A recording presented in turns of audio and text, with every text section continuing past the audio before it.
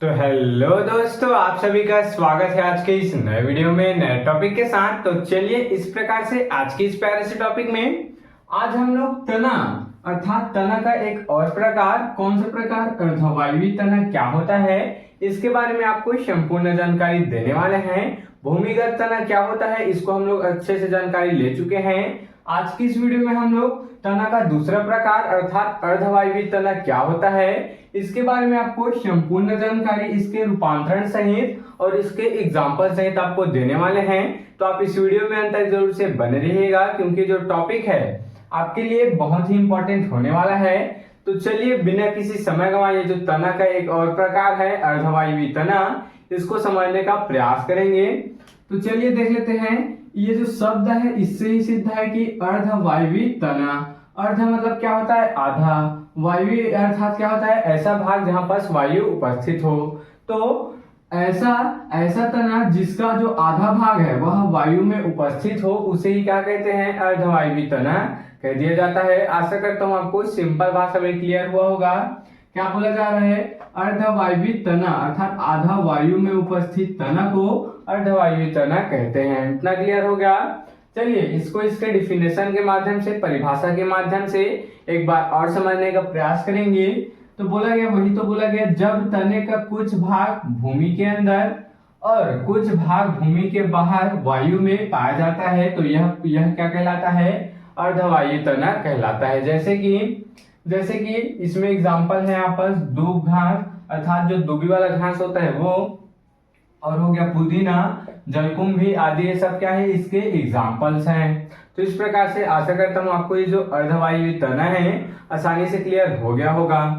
चलिए अब हम लोग इसके रूपांतरण को समझने का प्रयास करेंगे कि इसका जो रूपांतरण है, ये रूपांतरण शब्द का मतलब क्या होता है, तो किस प्रकार से वह बढ़ता है, ये जो तना है किस प्रकार से बढ़ता है अर्थात तना का किस प्रकार से बढ़ाव होता है, इसका रूपांतरण होता है, इसको समझने का प्रयास करेंगे।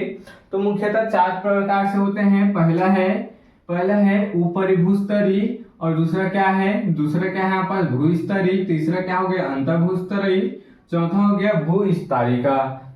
तो सबसे पहले हम लोग ऊपरी भूस्तरीय को समझ लेते हैं कि आखिर होता क्या है।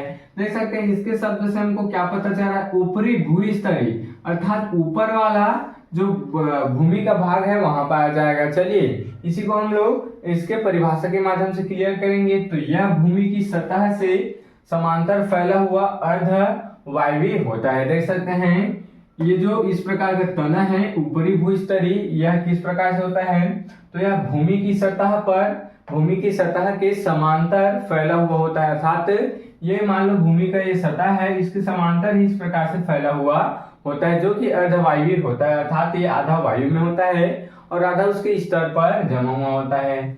इस प्रकार के तने में लंबे एवं पतले पर्व पाए जाते हैं। क्या बोला गया है, इस प्रकार के जो तना है उसमें लंबे एवं पतले पर्व अर्थात इंटरनोड पाए जाते हैं। इंटरनोड क्या होता है इसको हम लोग अच्छे से समझ चुके हैं। अगर आप पिछले वाले वीडियो को भी नहीं देखे हैं उसको जाकर देख लीजिए, क्लियर हो जाएगा। तो इसमें पतले पर्व पाए जाते हैं, वह भूमि से अपस्थानिक जड़ निकलती है। क्या निकलती है, इससे भूमि से अपस्थानिक जड़ निकलते हैं। जैसे कि यहाँ पर हो गया, इसके एग्जांपल में हो गया यहाँ पर दूब घास, जो दूब घास है वो इसकी अंतर्गत आते हैं, ऊपरी भूस्तरीय तना के अंतर्गत आते हैं। इतना क्लियर हो गया। आपके अगर ऑब्जेक्टिव टाइप में कभी भी पूछ दिया जाए कि ऊपरी भूस्तरीय तना का एक एग्जांपल दो या फिर इसके अंतर्गत कौन आते हैं, तो आप बोलिएगा जो दूब घास है वो इसके अंतर्गत आता है।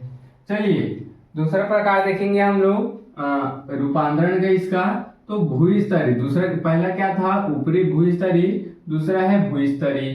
तो यह भूमि के अंदर क्षैतिज दिशा में वृद्धि करता है। भूमि के अंदर ये कैसे दिशा में, इस प्रकार से क्षैतिज दिशा में वृद्धि करता है। इस प्रकार के तने पर पर्व एवं पर्व संधियां देख सकते हैं प्रेजेंट होते हैं अर्थात पाए जाते हैं, दोनों इसमें पाए जाते हैं, इंटरनोड और नोड दोनों ही पाए जाते हैं। आगे देखेंगे पर्व संधि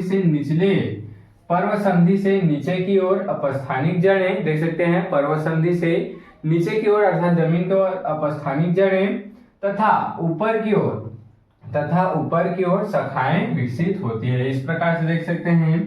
इसके उदाहरण में है क्या है, पैसिफ्लोरा, ये एक पादप का नाम है। आप सर्च कीजिएगा इसको, आपको इसके बारे में जानकारी मिल जाएगा। चलिए तीसरा यहाँ पर हम लोग देखेंगे, तीसरा रूपांतरण का प्रकार, तो अंतः भूस्तरी, ये था भूस्तरी, अब ये है अंतः भूस्तरी। तो ये क्या होता है, कुछ पौधों में तने का आधार भाग भूमिगत होता है। क्या बोला गया, ध्यान देंगे, कुछ ऐसे पौधे होते हैं जिसमें तने का जो आधार भाग है, अर्थात तने का जो बहुत सा भाग है वह भूमिगत होता है, अर्थात भूमि के अंतर्गत होता है, अंदर होता है।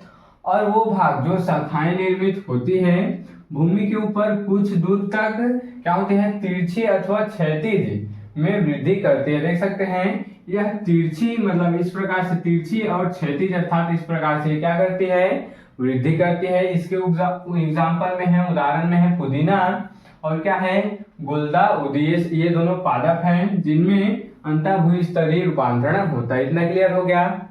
चलिए लास्ट और चौथा देख लेते हैं। चौथा है भूस्ता, क्या है, भूस्तारिका। देख सकते हैं इसका पूरा नाम क्या है, भूस्तारिका।